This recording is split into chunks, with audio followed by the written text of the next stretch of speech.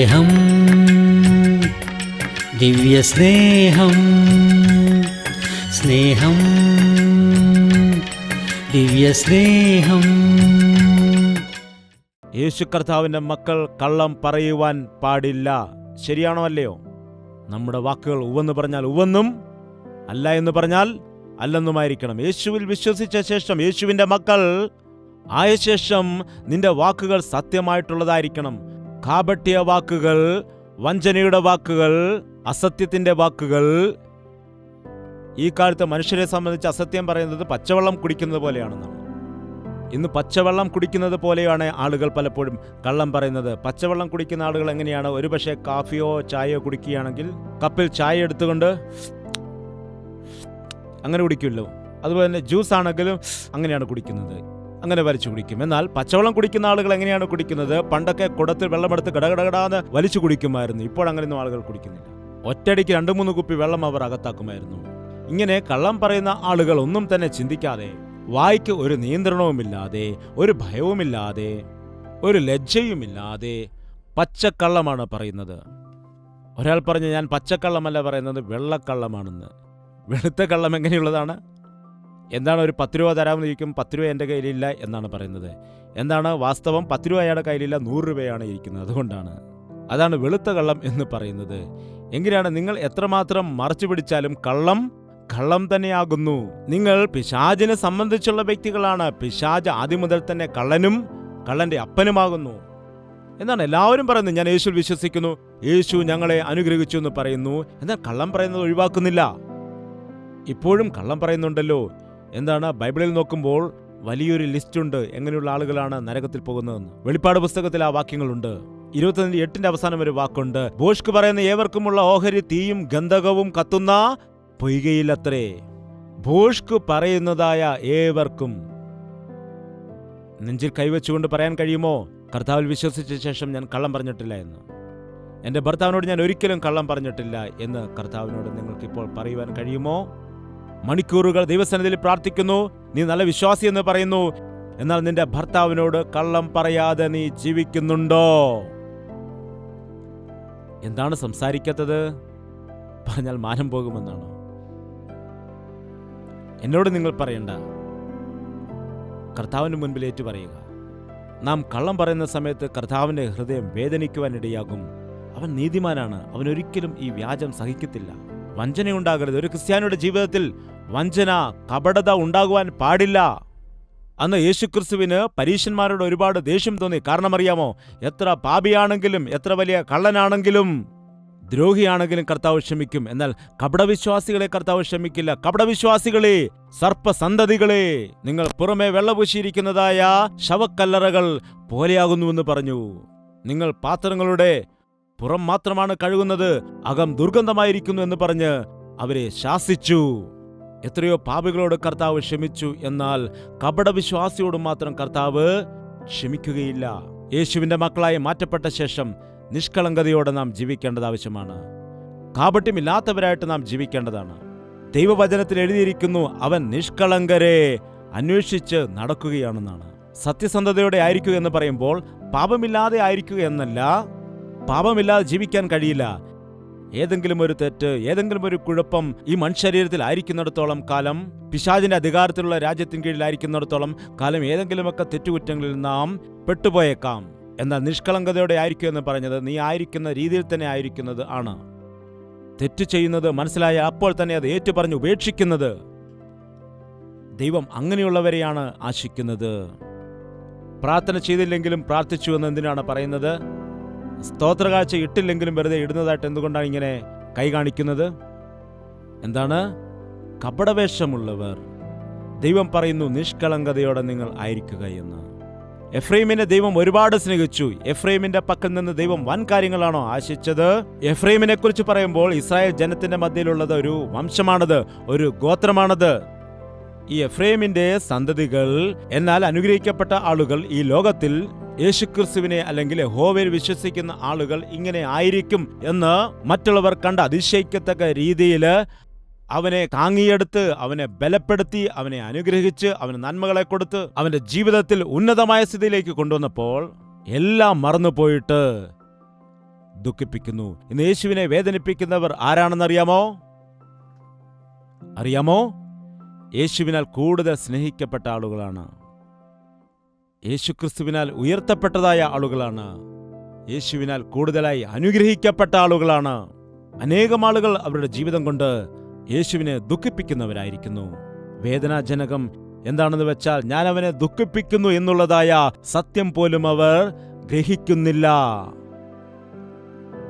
പാപത്തിൽ കിടക്കുന്നവരെ കാണുമ്പോൾ, നശിച്ചു പോകുന്ന ആളുകളെ കാണുമ്പോൾ, ദൈവത്തിന്റെ വചനത്തിനെതിരായി ജീവിക്കുന്ന ആളുകളെ കാണുമ്പോൾ ഹൃദയത്തിൽ വേദനയുണ്ടാകുന്നു. ഒരു മനുഷ്യന് തന്നെ ഹൃദയം വേദനിക്കുമ്പോൾ, ദൈവത്തിന്റെ വാക്കിനെ ഉപേക്ഷിച്ച് ദൈവത്തെ തള്ളിക്കളഞ്ഞ് ദൈവത്തിന്റെ സ്നേഹം അനുഭവിച്ചിട്ട് ദൈവത്തിന്റെ ഹിതം അറിഞ്ഞിട്ട് പിന്നെ നിന്റെ ഇഷ്ടമനുസരിച്ച് നീ ജീവിക്കുമ്പോൾ, അവന്റെ ഇഷ്ടത്തെ നോക്കാതെ പാപത്തിന്റെ മാർഗത്തിൽ നീ പോകുമ്പോൾ അവന്റെ ഹൃദയം വേദനിക്കില്ലേ?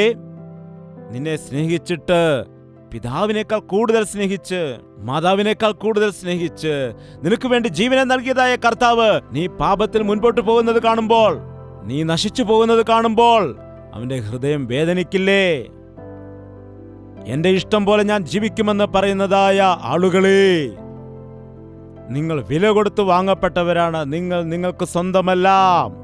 അതുകൊണ്ട് നിങ്ങളുടെ ശരീരം കൊണ്ട് ദൈവത്തെ മഹത്വപ്പെടുത്തുക. അയ്യോ എഫ്രൈം കാറ്റിൽ ഇഷ്ടപ്പെടുന്നു. എന്താണ്? എങ്ങനെയാണ് കാറ്റിനെ ഇഷ്ടപ്പെട്ട് പിന്തുടരുന്നത്? കാറ്റിനെ ഭക്ഷിച്ചാൽ എന്ത് സംഭവിക്കും? ഗ്യാസ്ട്രിക് ട്രബിൾ വരാനിടയാകും. ഇപ്പോൾ തന്നെ നിന്റെ വയറ് നിറച്ച് ഗ്യാസാകുന്നു. അതായത് കാറ്റിനെ പിന്തുടരുന്നുവെന്ന് പറയുമ്പോൾ സംതൃപ്തി നൽകാത്ത കാര്യങ്ങൾക്ക് വേണ്ടി പിന്തുടർന്ന് പോവുകയാണ് ചെയ്യുന്നത്. അതായത് അപ്പമല്ലാത്തതിന് ദ്രവ്യവും തൃപ്തി വരുത്താത്തതിന് നിങ്ങളുടെ പ്രയത്നഫലവും ചിലവിടുന്നതെന്തിന്? ദാഹിക്കുന്ന ഏവരും, ദ്രവ്യമില്ലാത്ത ഏവരും ആയുള്ളവരെ വെള്ളത്തിന് വരുവിൻ, വന്നു വാങ്ങി തിന്നുവീൻ. ഈ കാലത്ത് എന്താണ് സംഭവിക്കുന്നത്? കഷ്ടപ്പെട്ട് ജോലി ചെയ്ത പണം കൊണ്ട് പോയി മദ്യം കുടിക്കുന്നു, ചാരായം കുടിക്കുന്നു. രാവിലെ മുതൽ വൈകുന്നേരം വരെ ഓട്ടോ ഓടിക്കും. എന്നിട്ട് കഷ്ടപ്പെട്ട് വിയർപ്പൊഴുക്കി സമ്പാദിച്ചതായ പണമത്രയും ചാരാഷാപ്പിൽ കൊണ്ടുകൊടുത്ത് മദ്യപിച്ച് നേരെ വീട്ടിലേക്ക് വരും. വീട്ടിലിരിക്കുന്ന ഭാര്യ അയാളിപ്പോൾ വരും, എന്തെങ്കിലും സാധനം വാങ്ങിക്കൊണ്ടുവരും എന്ന് നോക്കി കാത്തിരിക്കുമ്പോൾ ഇവൻ ആടി വരികയാണ്. പിന്നെന്താണ് സംസാരിക്കുന്നത്? കുഞ്ഞുങ്ങൾക്ക് കഞ്ഞി കോരിക്കൊടുത്ത് മിണ്ടാതെ പോയിട്ട് കിടന്നുറങ്ങുകയാണ് ചെയ്യുന്നത്. എത്രയോ ആളുകൾ അങ്ങനെ തൃപ്തിയില്ലാതെ ജീവിക്കുന്നവരുണ്ട്. സംതൃപ്തിയില്ലാത്ത കാര്യങ്ങൾക്ക് വേണ്ടി നിങ്ങൾ എന്തിനാണ് ദ്രവ്യം കൊടുക്കുന്നത്? എഫ്രൈം കാറ്റിനെ ഇഷ്ടപ്പെട്ടു പോകുന്നു. ഒരു മകനോട് ഞാൻ ചോദിക്കുവാനടി, എന്താണ് മോനെ, നീ സ്നാനപ്പെട്ടിട്ട് ഇപ്പോൾ സിഗരറ്റ് വീണ്ടും വലിക്കുന്നെന്ന് കേൾക്കുന്നു. ആരാണ് പറഞ്ഞത്? ആരെങ്കിലും ആയിക്കോട്ടെ, നീ അങ്ങനെ സിഗരറ്റ് വലിക്കുന്നുണ്ടോ ഇല്ലയോ? ഞാൻ അങ്ങനെയൊന്നും വലിക്കില്ല, ദേഷ്യം വരുമ്പോൾ മാത്രമേ വലിക്കുള്ളൂ. എപ്പോഴാണ് വലിക്കുന്നത്? അതെന്താണ്? ചില ആളുകൾ കോപം വരുമ്പോൾ, യഥാർത്ഥത്തിൽ ദേഷ്യം വരുമ്പോൾ നിന്റെ ശരീരത്തിൽ കോപം ഉണ്ടാകുന്ന സമയത്ത് നിന്റെ രക്തം മുഴുവൻ തിളച്ചു മറിയുവാനിടയാകുകയാണ്. അങ്ങനെയുള്ള സന്ദർഭത്തിൽ നീ അതിനോടൊപ്പം സിഗരറ്റ് ആകട്ടെ, മദ്യമാകട്ടെ, അതുപോലുള്ള ലഹരി വസ്തുക്കളാകട്ടെ ഉപയോഗിക്കുന്നതായ സമയത്ത് ദൈവത്തിന്റെ ഹൃദയം അത് കണ്ട് വേദനിക്കും. നിനക്ക് വേണ്ടി ഞാൻ ഒഴുക്കിയ രക്തം വൃഥാവായി തീർന്നല്ലോ. നിനക്ക് വേണ്ടി ഞാൻ സഹിച്ച കഷ്ടം, നിന്നെ സ്നേഹിച്ച സ്നേഹം വൃഥാവായി. അയ്യോ എഫ്രൈമേ, അയ്യോ എഫ്രൈം കാറ്റിനെ പിന്തുടരുന്നു. എഫ്രൈം പരസംഗം ചെയ്യുന്നു. പിന്നെ പറയുന്നു എഫ്രൈം വ്യാജം ഇഷ്ടപ്പെടുന്നു. പിന്നെ പറയുന്നു എഫ്രൈം ഭീരുവായിരിക്കുകയാണ്. എങ്ങനെയാകുന്നുവെന്നാണ്? ഭീരുവായിരിക്കുന്നുവെന്നാണ്. എത്ര പേർ ഭീരുത്വമുള്ളവർ ഇവിടെ ഉണ്ട്? ഞങ്ങൾ ചെറുപ്പത്തിൽ ഇങ്ങനെ കളിക്കുമായിരുന്നു. കാട്ടിൽ പോകാം, കൂട്ടിൽ പോകാം. പോകാം. കാട്ടാനെ കണ്ട പേടിക്കുമോ? ഇല്ല. അപ്പോൾ ഭൂന്ന് വെച്ചാൽ പേടിക്കും. ഭൂന്ന് വെച്ചാൽ പേടിക്കുന്ന നീ എങ്ങനെയാണ് കാട്ടാനെ കണ്ട് നിൽക്കുന്നത്? ഭീരുത്വമുള്ളവർ. ആ കാലത്ത് ആദമും ഹവയും ദൈവം വൈകുന്നേരം തോട്ടത്തിൽ വരുന്ന സമയത്ത് സന്തോഷത്തോടെ ഓടിച്ചെന്ന് ദൈവത്തോട് സംസാരിച്ചു കൊണ്ടിരിക്കുമായിരുന്നു. ദൈവത്തോട് അവർക്ക് ഭയമില്ലായിരുന്നു, സ്വാതന്ത്ര്യമുണ്ടായിരുന്നു. എന്നാൽ എപ്പോഴാണോ തിന്നരുതെന്ന് കൽപ്പിച്ച പഴം തിന്നത്, പിന്നീട് എന്താണ് സംഭവിച്ചത്? ആദാമേ, ആദാമേ എവിടെയാകുന്നു എന്ന് ചോദിച്ചപ്പോൾ നിന്നെ ഭയപ്പെട്ടിട്ട് ഞങ്ങൾ ഇവിടെ വന്നിട്ട് മറഞ്ഞിരിക്കുകയാണെന്ന് പറയുവാനിടയായി. എന്തിനാണ് ഭയപ്പെട്ടത്? ഭയം എന്തുകൊണ്ട് വന്നു? പാപം ഒരു വ്യക്തിയുടെ ജീവിതത്തിൽ ഭയം കൊണ്ടുവരുവാനിടയാകുന്നു. പാപം ഒരു വ്യക്തിയെ ഭീരുവാക്കി മാറ്റുവാനിടയാകുന്നു. എപ്പോഴാണോ നീ ഭയപ്പെടുന്ന സമയം പിശാച് നിന്നെ കൂടുതൽ സമ്മർദ്ദത്തിലാക്കാനിടയാകും. ഭയപ്പെടേണ്ട എന്ന് 365 തവണയോളം ബൈബിളിൽ പറയുന്നുണ്ട്. എല്ലാ ദിവസവും ദൈവം നമ്മളോട് പറയുകയാണ്, എന്താണ്? നിങ്ങൾ ഭയപ്പെടേണ്ട. ഒരു വ്യക്തി പാപത്തിലായിരിക്കുമ്പോൾ ഭയപ്പെടുവാനിടയാകും. പാപം ചെയ്യുന്ന സമയത്ത് ഭയമുണ്ടാകും. എന്നാൽ കർത്താവ് നമ്മുടെ ഭയം മാറ്റുന്ന ദൈവമാണ്. ഭയപ്പെടേണ്ട, ഭ്രമിക്കേണ്ട, ഞാൻ നിങ്ങളോട് കൂടെയുണ്ട് എന്ന് പറയുന്നതായ കർത്താവ് നിങ്ങൾ ചെയ്യുന്ന തെറ്റുകൾ ഏറ്റുപറഞ്ഞ് കർത്താവിന്റെ മുൻപിലേക്ക് വരികയാണെങ്കിൽ അവൻ നിങ്ങളോട് ക്ഷമിക്കും. ഒരുപാട് തവണ ദൈവത്താൽ അനുഗ്രഹിക്കപ്പെട്ട നാം, ദൈവത്തിന്റെ നന്മകൾ പ്രാപിച്ച നാം, ദൈവത്താൽ ഉയർത്തപ്പെട്ടതായ നാം, ദൈവത്താൽ സൗഖ്യം പ്രാപിച്ചതായ നാം, ദൈവത്താൽ അനുഗ്രഹം പ്രാപിച്ചതായ നാം, ദൈവത്താൽ ഉയർത്തപ്പെട്ടതായ നാം ദൈവത്തെ മറന്നുപോകുന്നു. ദൈവത്താൽ അനുഗ്രഹിക്കപ്പെട്ടതാണെന്ന് നീ തിരിച്ചറിഞ്ഞാൽ, നീ ദൈവത്താൽ ഉയർത്തപ്പെട്ടവനാണെന്ന് തിരിച്ചറിഞ്ഞാൽ, ഇപ്പോൾ നീ കർത്താവിനെതിരായിട്ട് അവനെ ദുഃഖിപ്പിച്ച് വേദനിപ്പിക്കുന്ന വ്യക്തിയായി നീ ജീവിക്കുന്നു എന്നുള്ളതായ വാസ്തവം നീ തിരിച്ചറിഞ്ഞാൽ, അവനോടൊരു വാക്ക് പറയുക, കർത്താവേ, നിനക്ക് ഞാൻ കീഴ്പ്പെടുന്നു, നിന്റെ വചനം ഞാൻ അനുസരിക്കുന്നു. നീ എന്നെ തിരിക്കുകയാണെങ്കിൽ ഞാൻ തിരിയാം.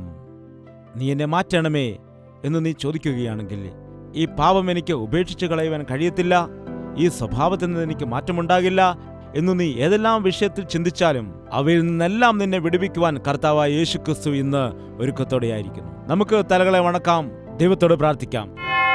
പ്രാർത്ഥന. പരിശുദ്ധനായ സ്നേഹമുള്ള പിതാവേ, ഈ സമയത്ത് ഒരിക്കൽ കൂടി നീ ഞങ്ങളെ ദർശിക്കണമേ. ഹൃദയത്തിൽ നിന്ന് വരുന്നതായ ഞരക്കങ്ങളെ നീ കേൾക്കുമാറാകണമേ. നിന്നോട് നിലവിളിക്കുന്ന ആളുകളെ നീ ഒന്ന് കാണുമാറാകണമേ. അതേ കർത്താവേ, നിന്റെ നന്മകളെല്ലാം പ്രാപിച്ചിട്ട് ഞങ്ങൾ അഹങ്കാരികളായി മാറിയിരിക്കുന്നു. ഞങ്ങൾ അസത്യം പറയുന്നവരാണ്, ഞങ്ങൾ വഞ്ചന കാട്ടുന്നവരാണ്, ഞങ്ങൾ ലോകത്തിൽ ആശ്രയിക്കുന്നു, നിനക്കെതിരായിട്ട് ഞങ്ങൾ ജീവിക്കുന്നു. നിന്നെ ദുഃഖിപ്പിക്കുവാനിടയായി നിന്നിൽ നിന്ന് അകന്ന് ജീവിക്കുകയാണ്. എങ്കിലും ഞങ്ങളെ കൈവിടാതെ, എങ്കിലും ഞങ്ങളോട് കരുണ കാട്ടി, എങ്കിലും ഞങ്ങളെ സ്നേഹിച്ചുകൊണ്ട് ഞങ്ങളോട് മനസ്സലിവ് കാണിക്കുന്നതായ കർത്താവെ, നിനക്ക് നന്ദി കരറ്റുന്നു. ഇന്ന് ഈ പ്രാർത്ഥനയിൽ കൂടി വന്നിരിക്കുന്നതായ എല്ലാ വ്യക്തികളെയും എഫ്രൈമിനെ സ്നേഹിച്ചതുപോലെ തന്നെ നീ സ്നേഹിക്കണമേ. നിന്റെ സ്നേഹം തിരിച്ചറിയുവാൻ അവർക്ക് കൃപ കൊടുക്കുമാറാകണമേ കർത്താവേ. അയ്യോ എഫ്രൈമേ, ഞാൻ നിന്നെ എത്രമാത്രം സ്നേഹിച്ചിരിക്കുന്നു എന്ന് നീ പറയുമ്പോൾ ഞങ്ങളുടെ പാപങ്ങൾക്കനുസരിച്ചുള്ള ശിക്ഷ ഞങ്ങളുടെ മേൽ വരാതിരിക്കുവാൻ തക്കവണ്ണം നീ കരുണ കാട്ടിയതിനായിട്ട് നന്ദി കരറ്റുന്നു. ഈ സമയം ഞങ്ങളെ നീ തിരിക്കുകയാണെങ്കിൽ ഞങ്ങളെല്ലാവരും നിന്റെ സന്നിധിയിലേക്ക് തിരിയാമെന്ന് എല്ലാ നാവും ഏറ്റുപറയുകയാണ്. ഞങ്ങളോട് കരുണ കാട്ടണമേ, ഞങ്ങളോട് ക്ഷമിക്കണമേ. ഞങ്ങളെ ഒരു പുതിയ സൃഷ്ടിയായി മാറ്റിയിട്ട് ഇന്നു മുതൽ ഞാൻ നിങ്ങളെ അനുഗ്രഹിച്ചിരിക്കുന്നു എന്ന വാഗ്ദത്ത വചനം പോലെ നിന്റെ അനുഗ്രഹങ്ങൾ ഞങ്ങളുടെ ജീവിതത്തിലേക്ക് വരുവാൻ നീ സഹായിക്കണമേ.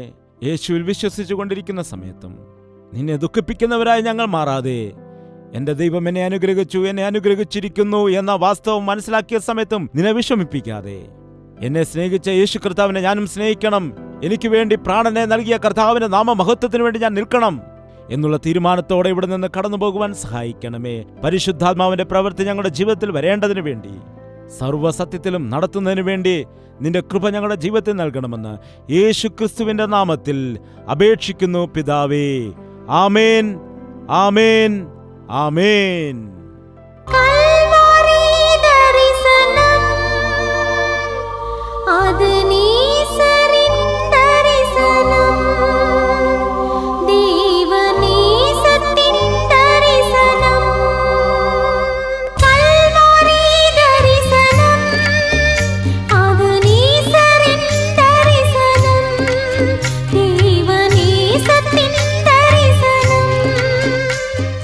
യേശുവേ, യേശുവേ, യേശുവേ, യേശുവേ, യേശുവേ, യേശുവേ, യേശുവേ. നിന്നെ നിന്നെ എന്നും ഞാൻ സേവിക്കും, നീ മാത്രം രാജാവെന്നും. നിന്നെ നിന്നെ എന്നും ഞാൻ സേവിക്കും, നീ മാത്രം രാജാവെന്നും. യേശുവേ, യേശുവേ, യേശുവേ.